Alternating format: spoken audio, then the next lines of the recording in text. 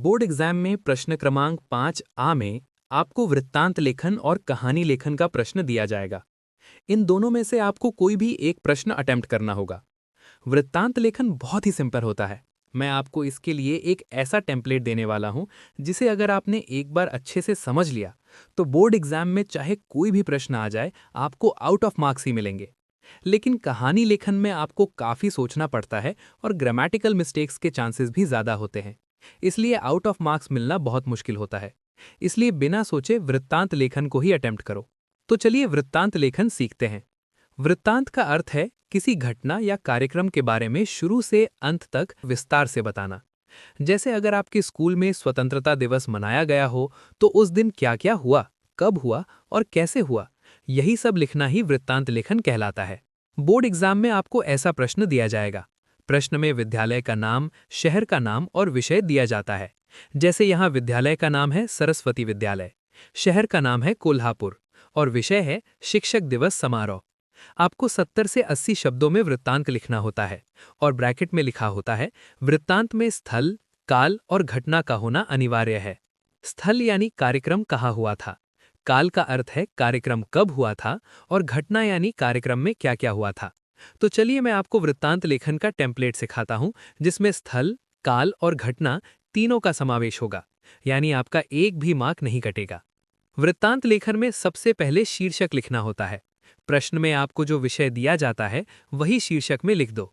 जैसे इस प्रश्न में विषय है हिंदी दिवस समारोह, तो शीर्षक में भी हिंदी दिवस समारोह ही लिख दो। उसके बाद आपको एक लाइन छोड़कर वृत्तांत लिखना शुरू करना है। वृत्तांत को हमेशा 3 पैराग्राफ्स में लिखो, जिससे वृत्तांत प्रोफेशनल लगता है। पहले पैराग्राफ में हम इंट्रोडक्शन और डेकोरेशन के बारे में लिखेंगे। इंट्रोडक्शन के लिए ये लाइन लिखनी है। यहाँ खाली जगह में आपको सिटी का नाम, स्कूल का नाम, डेट और विषय लिखना है। जैसे इस प्रश्न में सिटी का नाम है कोल्हापुर, स्कूल का नाम है सरस्वती विद्यालय, डेट हमें नहीं दी गई है और विषय है शिक्षक दिवस समारोह। तो हम लिखेंगे कोल्हापुर के सरस्वती विद्यालय में डैश को शिक्षक दिवस समारोह का आयोजन किया गया। अब बात आती है कि डेट कैसे लिखें। आपको जो विषय दिया जाएगा उसकी डेट आपको पता होनी चाहिए। आपको बस इन 12 विषयों की डेट्स याद कर लेनी है, क्योंकि बोर्ड एग्जाम में इन्हीं में से कोई भी विषय दिया जाएगा। और अगर कोई दूसरा विषय दिया गया तो 1 जनवरी लिख दो। इंट्रोडक्शन के बाद आपको डेकोरेशन के बारे में लिखना है। डेकोरेशन के लिए बस ये 2 लाइन्स लिख दीजिए।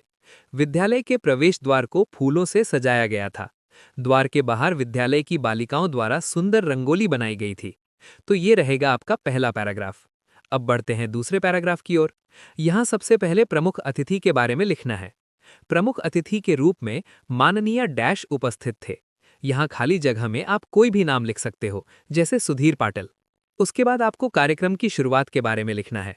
अगर विषय स्वतंत्रता दिवस या गणतंत्र दिवस होगा तो आप ये लिख दो। सुबह 8 बजे प्रमुख अतिथि ने ध्वजारोहण कर कार्यक्रम की शुरुआत की। ध्वज फहरते ही सभी ने मिलकर राष्ट्रगान गाया और वातावरण देशभक्ति से गूंज उठा। और अगर कोई अन्य विषय होगा तो ये लिखो, कार्यक्रम की शुरुआत सुबह 8 बजे सरस्वती वंदना और दीप प्रज्वलन के साथ हुई।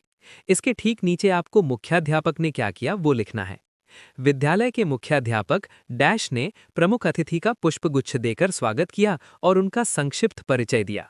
यहाँ खाली जगह में आप कोई भी नाम लिख सकते हो, जैसे मोहन देशपांडे। उसके बाद प्रमुख अतिथि ने क्या किया वो लिखना है। प्रमुख अतिथि ने सभी छात्रों को डैश के बारे में विस्तार से जानकारी दी। उन्होंने छात्रों को उज्जवल भविष्य के निर्माण के लिए निरंतर प्रयासरत रहने की प्रेरणा दी। यहाँ खाली जगह में विषय लिखना है। जैसे इस प्रश्न में विषय है शिक्षक दिवस, तो हम इस खाली जगह में शिक्षक दिवस ही लिख देंगे। प्रमुख अतिथि के बारे में लिखने के बाद आपको विद्यार्थियों ने क्या किया वो लिखना है। कुछ विद्यार्थियों ने इस अवसर पर विविध सांस्कृतिक कार्यक्रम प्रस्तुत किए। गीत, भाषण और नाटिका के माध्यम से उन्होंने अपनी प्रतिभा का प्रदर्शन किया। अब अंत में आता है तीसरा पैराग्राफ, जहां हम आभार और समापन के बारे में लिखेंगे। विद्यालय के मुख्याध्यापक ने प्रमुख अतिथि का आभार व्यक्त किया। राष्ट्रगान के साथ दोपहर 12 बजे कार्यक्रम का समापन हुआ। बस यही है वृत्तांत लेखन का परफेक्ट टेम्पलेट। ध्यान रखिए, मैंने जो सेंटेंसेस बताए हैं अगर आप उन्हें याद रख लेते हैं तो बहुत ही अच्छा है, लेकिन अगर आप उन्हें भूल भी जाते हैं तो कोई दिक्कत नहीं है। बस कौन कौन से पॉइंट्स लिखने हैं ये मत भूलिए। उन्हीं पॉइंट्स के आधार पर आप अपने शब्दों में पूरा वृत्तांत लिख सकते हैं। आपके लिए मैंने वृत्तांत लेखन का पूरा टेम्पलेट और उसका एग्जाम्पल एक पीडीएफ में तैयार किया है, उसका लिंक डिस्क्रिप्शन में दे दिया है। तो वेल डन, इस वीडियो में हमने वृत्तांत लेखन के पूरे 5 मार्क्स पक्के कर लिए।